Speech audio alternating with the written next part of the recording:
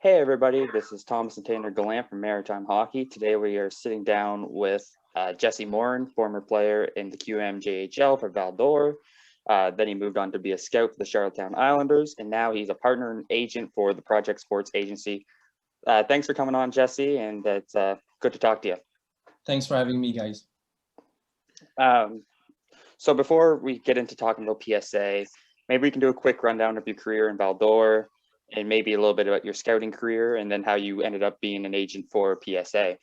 Yeah, sure. No, on my side, no, as you said, I played in Val-d'Or. I came in as an invite player. So at 15, I wasn't drafted. At 16, I wasn't drafted. Actually, I think I ended up the season with 4 goals and 4 assists as a 16 years old. So nothing to brag about. But Val-d'Or gave me a shot there, and they said come to camp. And I can't remember like it was yesterday. It's Jacques Carrière now in Cape Breton that kind of gave me the invite back then in Val-d'Or, and I told him, if I go to camp, I'm gonna make it. So I trained super hard. I was extremely disciplined, and I got there and I actually made it. So I spent maybe 1 year and a half, maybe 2 seasons there almost. Then I kind of did some different things there. I went to university in Montreal, in Concordia, and then at around I think 20 years old, I got the chance to meet Patrick Lachance, who was the head scout in Charlottetown back then, now with the Calgary Flames. And he knew I wanted to get involved in hockey, so I was fortunate enough also to know someone from Rivière-du-Loup that kind of pushed for my name as well. So I got the chance to go with Charlottetown, and I spent 2 seasons with them.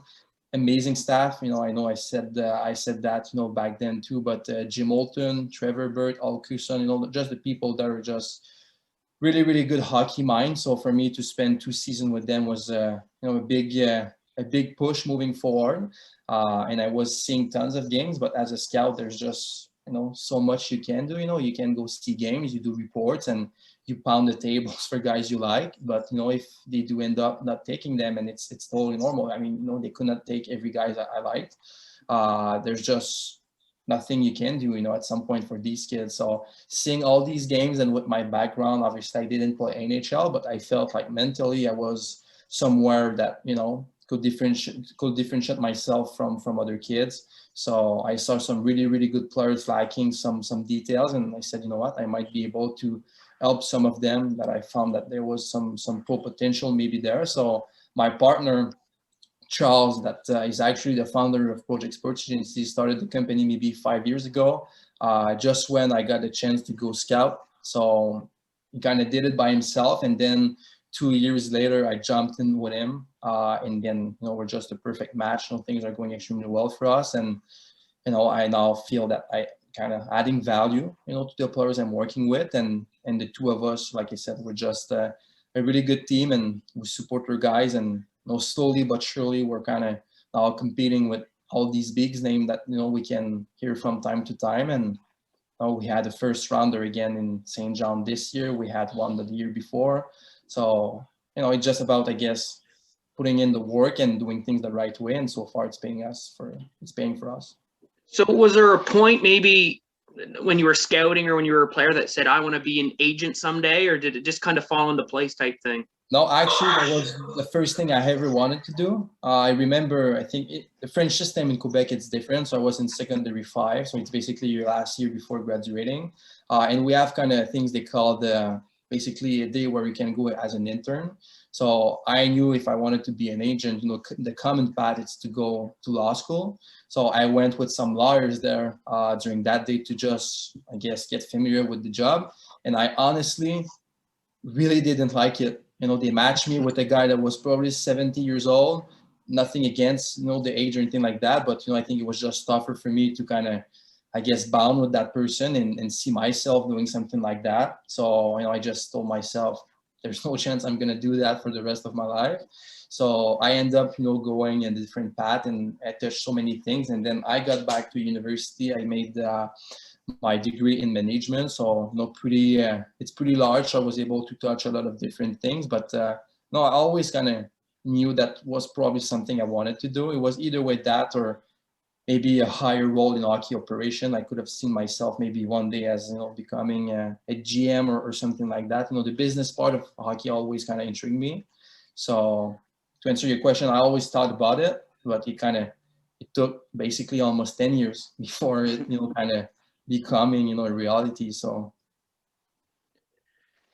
you've been working with, how long have you been working with PSA? it's going to be my 3rd year this year. So 3rd year. 3 years before I was scouting for Charlottetown for 2 seasons, and before that I was a player. So, it's going to be my third fall this season.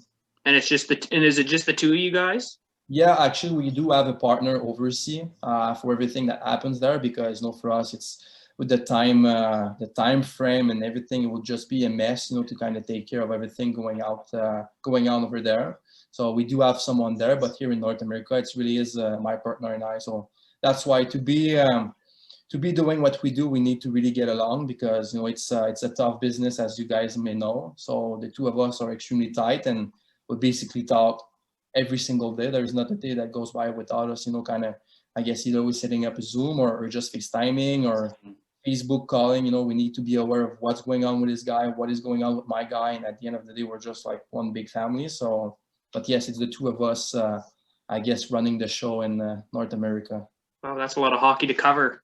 Yeah, it's a lot. That's why we travel a lot. Obviously last year with COVID was a mess for everybody. So we had to stay home. We got subscribed to Instat, and we did a lot of video. But we can't wait now for September to just pack our things and go on the road again.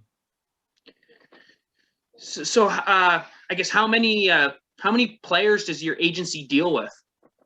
We pretty much work with, I'd say, around 75 players. So for the 2 of us, it's around 35 players each. So, and that's why, every draft, we don't aim at working with too many kids, because, at the end of the day, we do want to give a good services. So we usually aim at maybe 5-6 players per draft. So I know there's some agency, going with 30 kids, and for us, it just doesn't make any sense.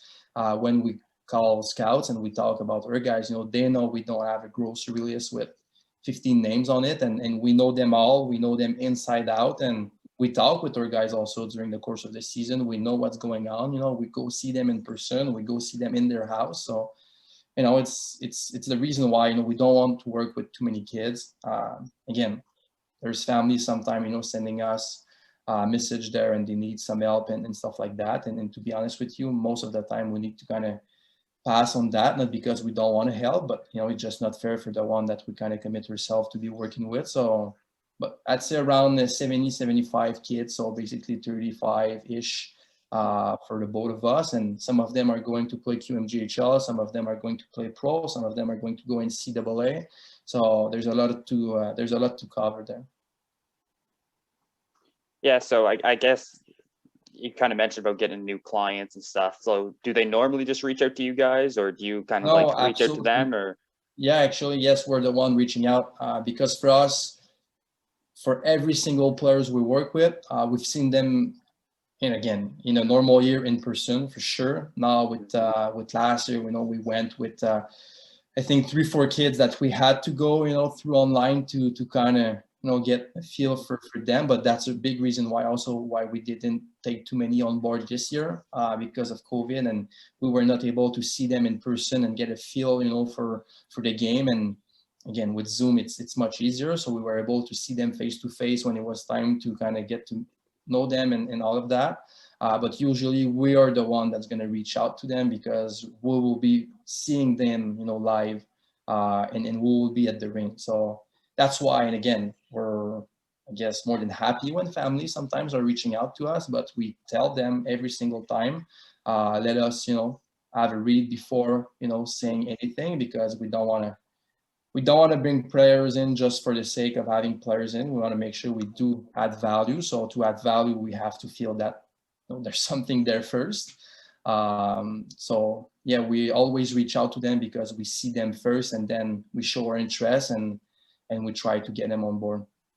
So I guess when you are doing this, you're kind of doing a scouting kind of thing when you're looking for new players. What are some key things that you're looking for new players to join PSA? Yeah, for me, and again, same thing for Charles. We kind of share the same, I guess, the same view, we have the same perspective. But for me, it really is hockey sense. You know, I want to work with kids that can think the game. If they can think the game, I think they're already a step kind of in front of, you know, most players. Then you have to compete, because if you can compete, and compete, it's not only on the ice, it's off the ice. You know, you need to really want it kind of badly, because I know it's cliche, but it truly is tough to get to the next level. And even to play East Coast Hockey League, it really is tough. So, and oftentimes the main difference is just, you know, mental. You have to be mentally prepared. You have to be willing to kind of do the sacrifice, and they should not be sacrificed if you truly like the game. But for us, it's hockey sense, compete, and then the game is so fast, you have to skate. But skating is something that, you know, sometimes can come along, you know, a little bit later in the process. So that's why when they're, you know, 15 years old or 14 years old, for some of them, you know, we are not too picky on that, because if you're 6'3", 160 pounds, we obviously know that at 14 years old, you might be not just comfortable yet in your body. But if you think the game and you compete, the rest is going to take care of itself. So high Q, compete, skating are the main thing, and the rest are stuff that you can always work on as you get older. Yeah, like you mentioned, like the IQ and stuff, like the personality and stuff, that's the stuff that you can't really teach. It's harder 100%. where the skating is kind of like, you can kind of learn that, but it's, you bring up great points there. And there's many examples, you know, now playing in the NHL that they were either way not good skater, or, you know, not big enough, and just because they could think the game, you know, at some point it just came to fruition, and now they're having success. You know, Yanni Gourde is a great example. You know, played in, and again, Yanni Gourde, you know, put up a lot of points in the queue as a 19 and 20 years old, but still, you know, it's because he was able to think the game, and he has a high compete level, and his skating just got better too. So, and we have guys also that we feel that are maybe a little bit more diamond on the rock, in the sense that they have the IQ, we see it. Now they just need to mature into, you know, their body, and making sure they do everything they should be doing off the ice. So I'm thinking about the Kean Bell there from Cape Breton, actually from Nova Scotia, playing for Cape Breton. You know, he still is a small player, but he's really smart. So that's why I think, you know, down the road he might have a lot of success. But he knows it. You know, it's all about hard work, and I know this summer he's been putting in the work. So I'm excited to see him play in the fall this year for Cape Breton. So sometimes when you see guys be overpassed in the draft, like you seen it just the NHL draft the other night, and even in the Q draft, guys are passed over maybe because they're too small. What does PSA maybe tell your guys when they get overpassed? What would that message be? Honestly, I think first of all, it's all about managing the expectation. So the speech isn't really after, it pretty much is before, because we know kind of what to expect, and we don't sugarcoat stuff. So if we have a guy and we feel that, you know, he might not get drafted, we won't tell him that your chances are really high, and then, you know, you get disappointed. So it's something that we do before, you know, it happens. But usually it's just to make sure that they do understand that a draft is kind of only one path to one destination. You know? And again, it's so cliche, because you open Twitter and you'll see all these speeches, and you know, everybody kind of, you know, saying all of that, but it truly is true. You know, it just, I guess we hear it too much. So sometimes, you know, it does lose its, I guess, is impact, or I don't know how to say it, but, you know, it's, for us, it's, your path might not be through the draft. You know, I had a goalie on Saturday, you know, we thought that he could potentially go into the draft. He didn't. Am I pissed? Absolutely not. You know, I told Cam, you know, his name is Cameron, he's from Ontario. You know, I told him, he said, chances are actually really low. You get drafted. If it happens, we'll all be happy, but still, you're gonna go the NCAA route. You know, you're gonna go play college for first season, no matter what. So if it's not this year, it could be next year, and if it's not next year, you just have to work hard and sign a pro deal after your senior year. So there's many paths that can lead to the ultimate goal to play pro hockey. And I know you guys know Kelly Bent, you know, pretty well. You know, he's one of my guy, and again, played 16 in the queue. You know, was a real son of a real pain in the ass, let's put it that way. And he went to Dalhousie, played for season, and pretty sure some people thought, you know, he was done, or he was not in the mix anymore. And guess what? You know, he's running now his things there, and he's gonna play pro again next year. And I think the future looks pretty bright, you know, for him, you know, in the next few years. So it's all about, I guess, staying with it. And I had someone back then telling me, be the last one standing. And it's true. I mean, in hockey, we always talk about kind of the silo, and as you get, you know, to the next level, there is less and less player. That's true. And sometimes there's just players that's going to give up too because it gets too hard. So if you keep believing in the dream and if you keep pushing for it, you know, things might happen for you. But the day you stop, you're done. There's nothing you can do to kind of, I guess, go back. So Yeah, so we are kind of in the off-season mode now, and we're with on Wednesday the NHL free agency opens up, and I know like the ECHL is starting to do offers and stuff. So when players hit these kind of open markets, like what's the process normally for that with contracts and stuff? I'd say a lot happened before. Let's say that that date, you know, where everything is kind of opening. You do have discussion with the team, you know, that they belong to. So in terms of the negotiation, you know, I can't lie to you guys. It's for us. I mean, it's pretty simple. Just because so far we've been working with guys a bit younger, so most of the time they are on their rookie deal. So I think in the negotiation process, you need to understand where do you stand. You know, are you in the driver's seat? Or, you know, the opposite. So for us right now, most of the time, because our guys are on their first pro deal, we're pretty much, you know, on the other seat. So we have to listen first, you know, to what they have to say. We need to see if it makes sense for us, but that's a huge criteria. And I think the biggest thing too, and it's just us thinking that way, don't know if it's everybody, but I think in the negotiation, you know, it has to be a win-win situation.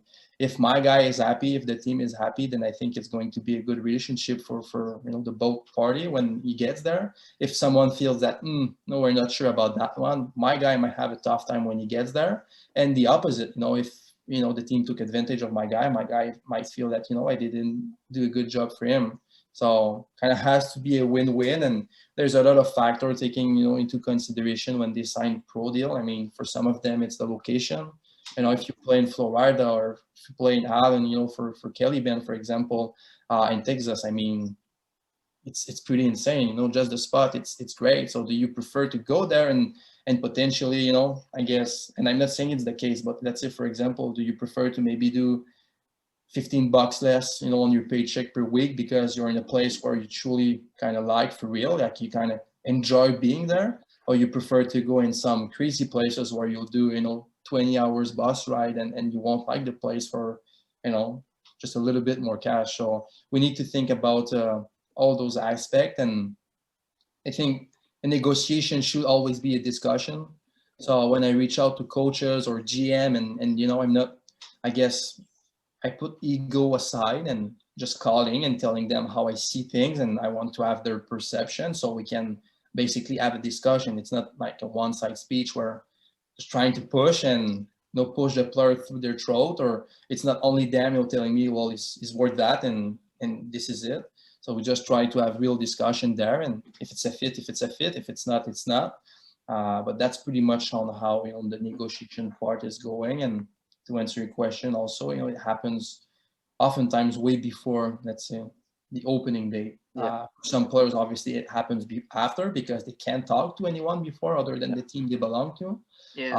So when that's the case, then, you know, it's obviously a little bit more intense, and there's a lot of going on in those you know, few days where everything is starting. But again, it's all about preparation. So if you're well prepared, sometimes, you know, I should not get too crazy when everything is kind of opening. So I guess I know you guys are, well, you're 5 years in PSA and you're always building connections, but is it you guys reach out to coaches sometimes and say, hey, well, maybe like Kelly Bent maybe fits with this team really well, you guys should take a look at him? Or is it more they come to you? No, again, they rarely come to us. So we have to be hungry. We have to pound tables. We have to just do the work. You know, when just for Kelly, you know, when I first started working with him, I said, Kelly, give me a shot and I'll prove you that I'm gonna do anything in my power to get you where you should be going. He said, you know what, Jess, let's do that. And, you know, I'm pretty sure he doesn't regret his move. And we have a really good relationship, the both of us. And, you know, but to answer your question, we have to kind of, you know, knock on doors because, again, you know, Kelly is a great player, but he isn't a first rounder in the NHL. So it's not everybody kind of running at him, and it's the same for all our guys. So, you know, we have to pound some tables, putting in the work, and you know, calls, and some of them, you know, won't pick it up for 5, 6, 7, 8 times, but you know, it just, we don't care. We're gonna have that discussion with you because we believe that our guy can add value to you, and we just need that one conversation. And sometimes it pays off, sometimes, you know, it's just not a fit.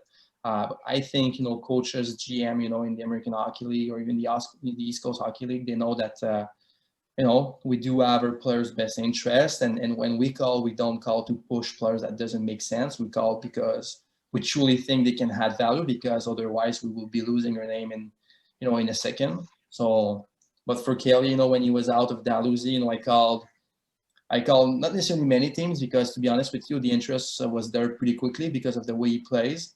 And then Kansas City, you know, brought him in, and for some reason things didn't necessarily work out because you know, number wise, and with COVID, you know, players were coming back and forth and everything. So it was the exact same process. We pretty much had maybe 48 hours or 72 hours to find him another team, because he was still in the US, and there was no way if he was going back to Halifax that I would have been able to find him something else. So I took the phone, I said to Kelly, you know, sit tight.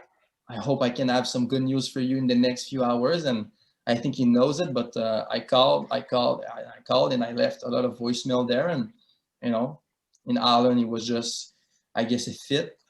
They were not necessarily too sure what to expect, because they had also some guys at some point that they were going to come back into the lineup. And, you know, the credit goes to Kelly. He went there. He did exactly what, you know, I said he was going to do too. He walked the talk, played his game, you know, played hard, and you know, the fans and the teams and the coach, you know, fall in love with him. So he had a really good stretch there, you know, towards the end of the season, and he even scored his first pro goal with them. So Yeah, it was such a tough market last year, like you said, with COVID and stuff. I mean, half the ECHL teams didn't even play, and I mean, that takes half your player pool right there. I mean, it was insane.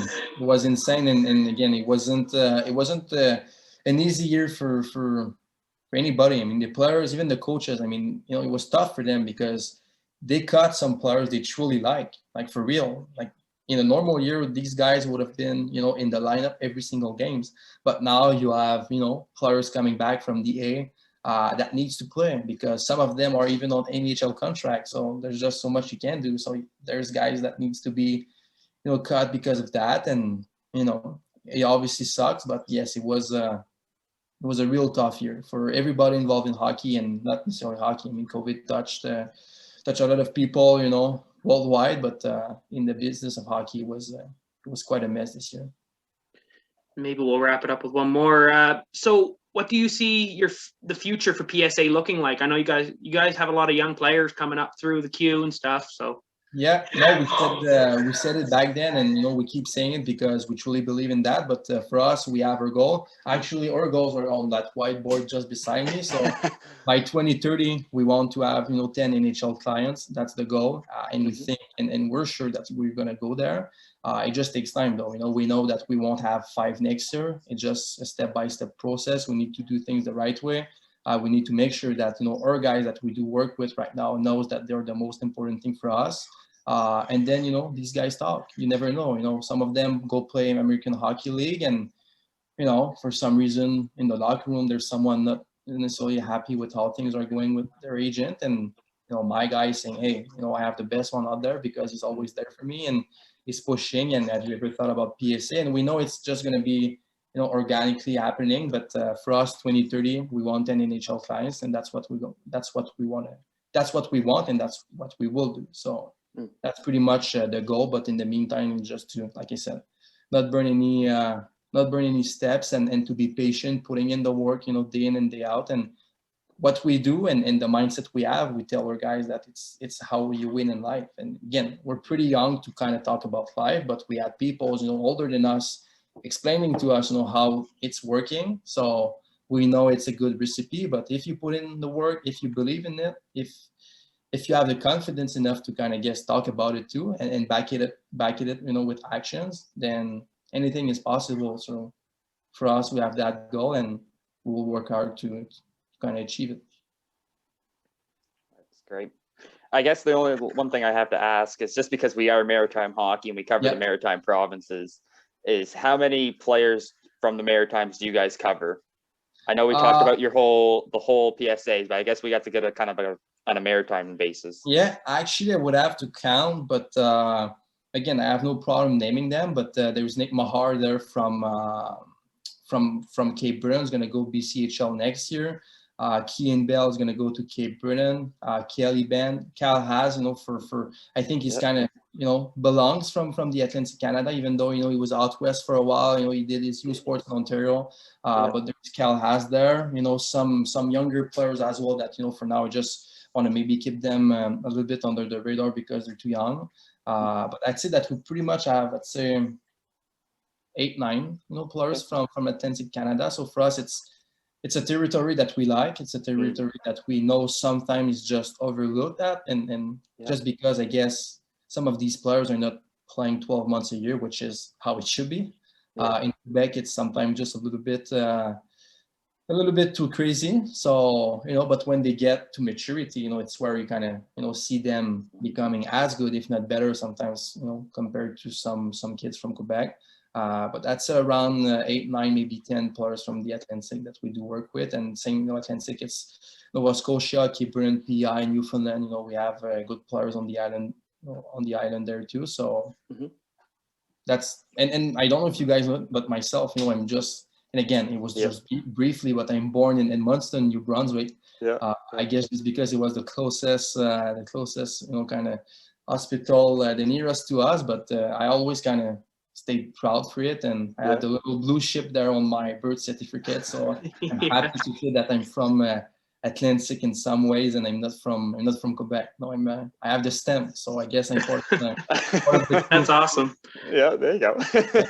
and just before we end up, I want to say that I see what you guys are doing too, and it's pretty amazing. I think the Atlantic Canada needs people like you.